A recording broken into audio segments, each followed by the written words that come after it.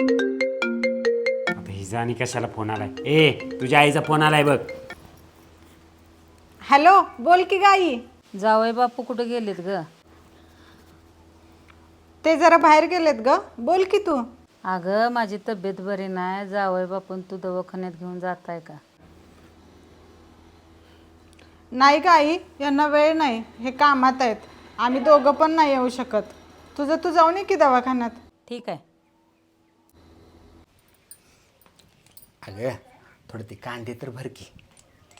थांबा थोडं, आईला फोन लावते. अगं आई कशी आहेस? जरा तब्येत बरी नाही ग.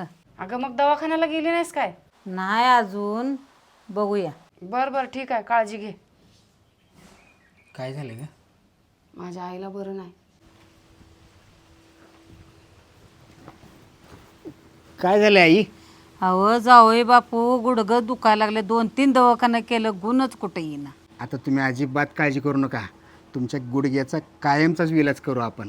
तर मित्रांनो, इथून आम्ही थेट गेलो मुंबईच्या पेन क्लिनिकमध्ये. खूप दिवसापासून माझ्या सासूबाईला गुडघ्याचा त्रास होता. त्यांना उठता बसता पण येत नव्हतं. हे हॉस्पिटल माझ्या सासूबाईसाठी परफेक्ट होतं आणि इथे काहीच चिरफाड न करता, कोणतेही ऑपरेशन न करता आणि ॲडमिट न करता आपण प्लाझ्मा किंवा लेझर ट्रीटमेंट करू शकतो. एका छोट्याशा इंजेक्शनने चिरफाड न करता ट्रीटमेंट होते आणि इथे प्रोसिजर टाईम फक्त 40 मिनिटाचा आहे. आणि या हॉस्पिटलमध्ये आतापर्यंत 20,000 पेक्षा जास्त लोक बरी झालेत. आणि बघा माझी सासूबाई कशी ठणठणीत झाली आहे.